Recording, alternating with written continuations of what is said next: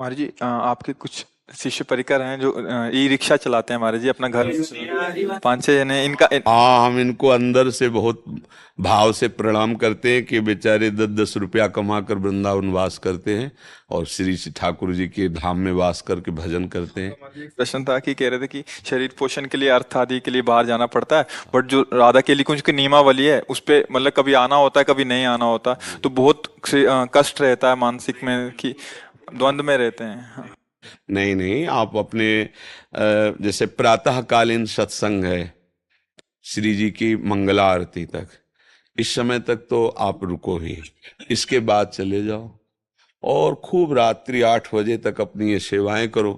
फिर अपने घर में जाके थोड़ा भजन साधन करो, फिर शयन करो, दिन भर मेहनत करो। यहाँ ऐसा मत सोचो कि आप रिक्शा चलाने चले जाते हो, आप यहाँ दिनचर्या में नहीं हो तो आपका भजन नहीं हो। नहीं, आप भजन के लिए वृंदावन रुके हो, परिवार का पालन कर रहे हो, मेहनत कर रहे हो, नाम जप कर रहे हो, ये सब भजन ही है। भजन का स्वरूप अपने लोगों ने पूरा समझा नहीं, माला चलाना ही भजन समझते हैं। भजन का स्वरूप है जब हम भगवद अर्पित हो गए तो हम जहाँ चलते हैं वो परिक्रमा होती है, हम जो बोलते हैं वो सब स्तोत्र होता है, हम सोते भी हैं तो समाधि होती है, हमारी जितनी चेष्टा होती है वो सब पूजा होती है समर्पित होने पर। और समर्पित नहीं है तो केवल क्रिया हुई, कर्म हुई। तो आप लोग समर्पित भावना में हैं कि वृंदावन धाम को समर्पित, सदगुरु को समर्पित, श्री जी के लिए ही तो सब छोड़कर वृंदावन में रिक्शा चला रहे हो। बिल्कुल निश्चित, रिक्शा चलाना भी भजन है। जो अर्थ मिलता है उससे श्री जी की सेवा, परिवार की सेवा करते हो, धाम वास, ये भजन ही है। इन किन प्रकारेण कैसे भी हमारा संबंध नाम से, रूप से, लीला से, धाम से हो जाए तो हमारा कल्याण हो जाएगा। तो ये अंदर ही अंदर नाम जप करते रहो और सवारी जितनी बैठे उनमें भगवत भावना करो कि मेरे प्रभु इस रूप में आए। भजन ही हो रहा है, चक्क भजन हो रहा है। हाँ, कोई ऐसा साधु महात्मा है, पैसा नहीं तो फिर भी बैठा लिया, ऐसा भी किसी का अपमान नहीं किया। जैसे ऐसे अकिंचन संत जन पैसे नहीं है, पैदल जा रहे हैं तो आप रोकिए और महाराज बैठ जाइए, नहीं भाई पैसा नहीं, नहीं आप बैठिए ऐसे। ये कभी अवसर मिले तो चूकना नहीं, उसमें नहीं कि पैसा नहीं तो हम नहीं बैठा। धाम है, कभी कभी ऐसा कोई अवसर मिले या कोई ऐसा जो बीमार है, परेशान है, हमारे पास 100-200 रुपया कमाया है भी है, चलो हम अस्पताल ले चलते, बैठो इसमें दवाई दे देते, ये पक्की सेवा हो गई, इससे भगवान प्रसन्न हो जाएंगे, है नहीं। तो आप ये चिंता मत करो कि आप यहाँ पूरी दिनचर्या में नहीं है तो असंतुष्ट है, नहीं नहीं। महाराज जी तन्मयता नहीं बन पाती और बहिर्मुखता हमेशा बनी रहती है। बहिर्मुखता रखते हो इसलिए बनी रहती है, बहिर्मुखता रखते हो। जैसे अब हम सुबह से लगे हैं, 1 बजे रात्रि की जगह थे और तब से दिनचर्या में लगे, आप ही लोगों के पास तो लगे हैं। अब देखो प्रश्न होता है, तो बहिर्मुख ही तो है। हमको अंतर्मुख का मतलब होता है समस्त इंद्रियों को शांत करके परमात्मा स्वरूप में स्थित, वो इस समय हम, लेकिन हम हैं बहिर्मुख होते हुए भी हम अपने स्वरूप में हैं, क्योंकि हम किसी और से बात नहीं कर रहे, किसी और की बात नहीं कर रहे, अपने आत्मस्वरूप प्रभु से ही बात कर रहे हैं, अपने आत्मस्वरूप प्रभु की ही बात कर रहे हैं। तो हम आपको क्या बताया, रिक्शा में जो बैठे उनमें पहले भगवत भाव करो, जो अर्थ मिला है उनकी कृपा से मिला, अपने परिवार का पोषण करो। बहिर्मुखता को हम भागवतिक बना लें, व्यवहार को हम परमार्थिक बना ले, यही हमारी साधना है। व्यवहार की सत्ता न रहने दें, केवल परमार्थ, भगवत प्राप्ति हो गई। और परमार्थ में भी है व्यवहार ही व्यवहार है, तो भाई फिर परमार्थ का भेष भले हो सकता है लेकिन परमार्थिक वस्तु जागृत नहीं होगी। और व्यवहार का वेश व्यवहार क्रिया है लेकिन उद्देश्य परमार्थ है, हर व्यवहार को परमार्थ बना दें, यही हमारी तो साधना है, सांसारिक कार्यों को भगवत स्वरूप में अर्पित कर देना। अब रही कि जब आप सत्य से चलोगे तो मन बैरागी बनता है, मन सोचता है काश अगर ये स्त्री पुत्र परिवार ना होता तो आज मैं विरक्त होकर 8 पैर भगवान का भजन करता। तो ये होना बहुत अच्छी बात है, बुरी बात नहीं, पर हमें त्याग नहीं करना, क्योंकि प्रवृत्ति मार्ग को स्वीकार किया, उसका निर्वाह करो। तो क्या होगा, अंदर ही अंदर ये वैराग्य आपको जलन में बदलेगा और सारी वासनाएं भस्म होने लगेंगी और आर्त भाव आ जाएगा, प्रभु के लिए पुकार आ जाएगी, नाथ मैं तो विषयी हूँ, गृहस्थ हूँ, संसारिक हूँ, क्या प्रभु मुझे भी आपका प्रेम मिलेगा। प्रभु के लिए ये जो बातें आने लगेंगी ना, यही सार, ठीक से अपने मार्ग में चलो, वही बात आ जाएगी जो विरक्त में आती है, वही बात आ जाएगी। निष्कामता आ जाएगी, निर्विकारता आ जाएगी, भगवत आश्रय दृढ़ हो जाएगा, भगवत प्रेम प्राप्त हो जाएगा। समझ रहे हो, बिल्कुल घबराने की जरूरत नहीं, बिल्कुल ठीक चल रहे हो। बेईमानी मत करना, किसी को दुख मत पहुंचाना, सब में भगवत भाव करते हुए, नाम जप करते हुए जो भी कर रहे हो ये सब भजन माना जाएगा। धाम के वासी हो, भगवत चरणारविंद के आश्रित हो, धोखा नहीं है, समझ रहे ना। योगेंद्र जी, गुरुदेव, मेरी बीवी की मृत्यु के बाद मैं बावरा हो गया हूँ। रात दिन उनको याद करके रोता रहता हूँ। महाराज जी, मुझे बल प्रदान करें। हम प्रणाम करते हैं आपको, प्यार, आपके प्यार को। पर वही प्यार अगर प्रियाजू से हो, लालजू से हो, तो जीवन धन्य हो जाए। देखो, थे वही ही, पर आप उनको जान नहीं पाए। नहीं तो प्रायः हम प्यार शरीर से ही करते हैं, जो सामने रूप होता है।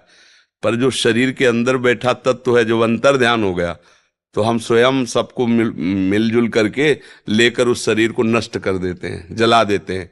और प्यार शरीर से किया था। अब भी याद तुम्हें शरीर की ही आती है, उसके अंदर जो तत्व था उससे तुमने परिचय किया नहीं।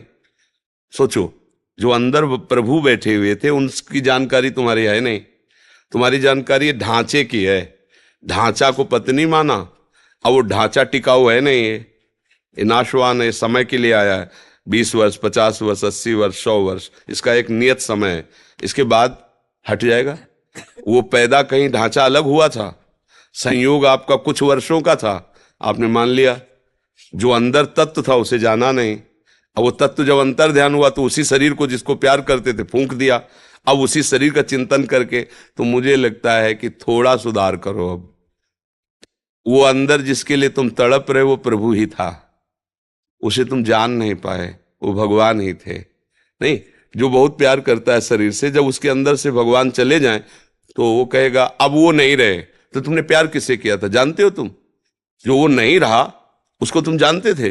नहीं जानते थे। तो जिसको जानते तो सामने अब करो ना प्यार।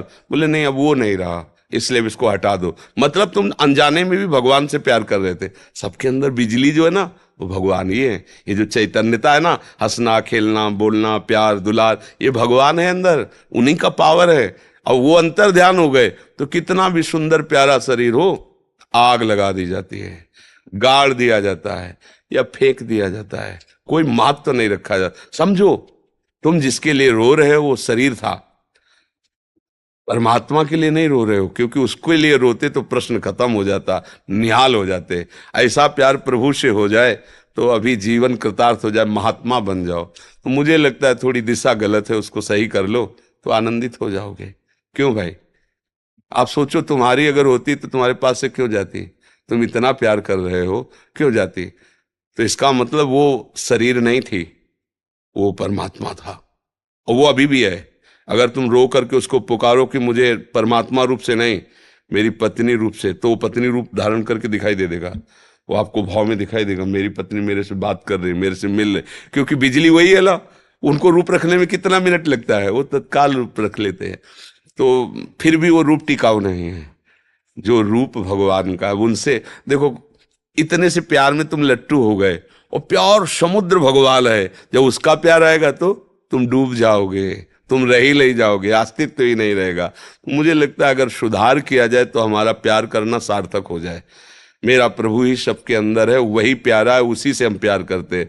चाहे जितना लाडला बालक हो, वो प्रभु चले जाए तो उसकी माँ से कहो अब रखो 2-4 महीने, तो वही पैसा देगी आपको कि जाओ इसको नष्ट कर दो शरीर को। क्यों? अब वो नहीं रहा। तो अनजाने में भी प्यार सब भगवान से ही करते हैं, पर जान करके प्यार करो तो बढ़िया सार्थक हो जाए जीवन। कितना बढ़िया भाव है कि उनकी याद करके उनके विषय में रोना। यही तो हम लोग जीवन भर मांगते रहते हैं प्रभु से, कि और कुछ नहीं चाहिए, आपकी याद करके आपके लिए तड़पूं, आपके लिए रोऊं, और वो आपको है। थोड़ा दिशा बदल दो, प्रभु की तरफ कर दो, तो अभी महात्मा हो जाओगे, और नहीं तो फिर यही दुर्गति करा देगा। मृग का चिंतन करते हुए मरे तो अगला जन्म मृग बने ना, स्त्री का चिंतन करते हुए मरोगे तो स्त्री तो मिलेगी नहीं, तुम खुद स्त्री बनोगे और फिर फंसोगे किसी पुरुष शरीर में। यही तो क्रम चल रहा है। फिर पुरुष शरीर में तुम्हारी प्रीता होगी कि मेरा पति है। इसका उदाहरण है पुरंजनोपाख्यान भागवत में है। तो पुरंजन ने एक सुंदर स्त्री को देखा, राजमहल 9 दरवाजे का, पूरा बगीचा, लुभायमान हुआ, इतना आसक्त हो गया कि जब मरा तो उसका चिंतन हुआ तो वो जाके स्त्री बना, मगध देश राजा की रानी बना। अब वो युद्ध में राजा मारा गया, अब वो अपनी चूड़ियां फोड़ के रो रहा था। तो भगवान उसको ज्ञान देने के लिए गए, बोले तू जानता नहीं मैं तेरा मित्र हूं, अविज्ञात सखा, जिसे तुम जानकारी नहीं रखते हो वो मैं तुम्हारा मित्र हूं। न तू स्त्री है न पुरुष है यार, पिछले जन्म में तू पुरंजन था, स्त्री में आसक्त हुआ, अब आकर के मगध देश की रानी बना, अब तेरा पति चला गया, उस पर आसक्त हो रहा। ये क्रम कब तक चलता रहेगा?